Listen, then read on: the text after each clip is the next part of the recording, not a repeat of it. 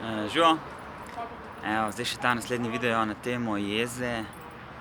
Vsaj kako jaz doživljam, kaj se dogaja pri meni oziroma mojem organizmu. Mogoče se še kdo izmed vas s tem poveže.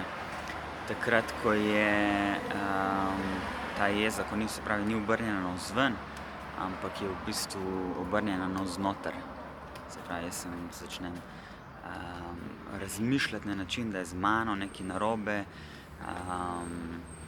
In bolj ko razmišljam na ta način, da je z mano nekaj narobe, oziroma si postavljam neke diagnoze, ne vem, ko sem jaz, kako bi mogel biti, si postavljam neke evalvacije z drugimi, se okrivljam, obtožujem, se pravi, bolj ko sem v tem razdiralnem načinu razmišljanja, bolj se mi ta jeza nekako povečuje in potem se začenja nekako lahko prevračati v en občutek krivde oziroma občutek sramu.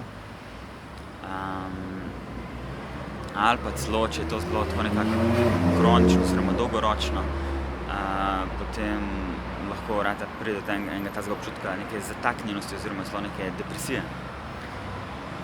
In kaj zdaj narediti spet, kaj narediti, ko se zalotim, da razmišljam na način, da je z mano nekaj narobe, da sem zafrknil stvari, da nič ne naredim prav. Skratka, kaj se zgodi, kaj lahko naredim, ko se zalotim s tem načinom razmišljanja?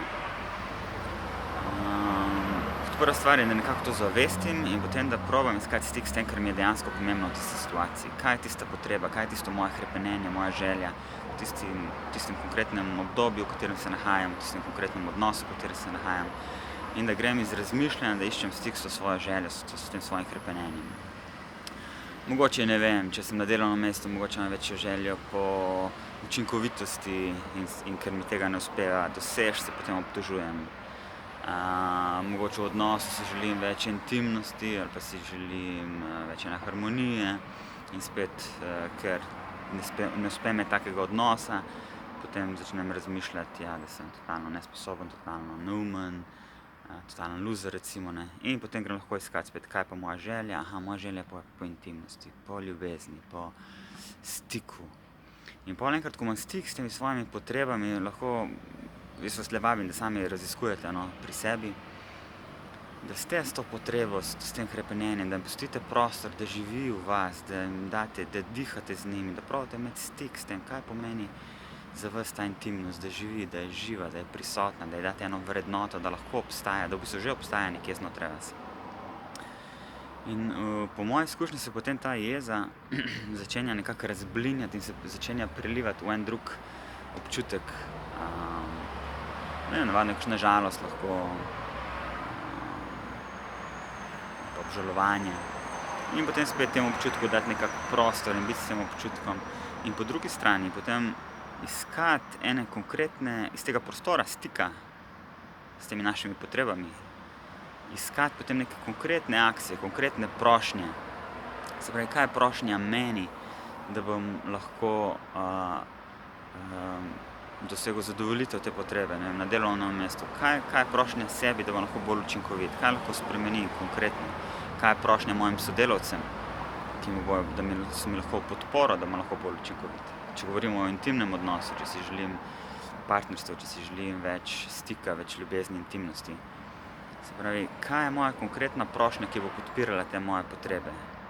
Prošnja, ki jo izrečem sebi, oziroma prošnja, ki jo izrečem svojemu partnerju oziroma partnerki. In potem od tukaj naprej lahko grem v eno proaktivnost, v eno angažirano delovanje, ki bo podpiralo, za katero upam, da bo podpiralo v čim večji meri te moje potrebe.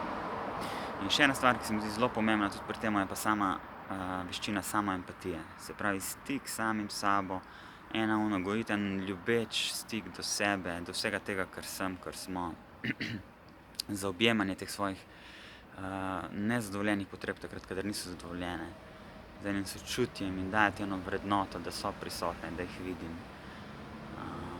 Tako da, evo, toliko za danes. Upam, da vam to kakorkoli doprinese k vašemu raziskovanju in bom vesel kakšnih odzivov, kakšnega komentarja ali pa, če vam ni v redu pisati komentarje, lahko tudi kakšno sporočilo napišete. Se udeležite kakšne delavnice, kakšne stvari imam tudi brezplačne. Tako da, evo, to za danes, pa se vidimo naslednjič.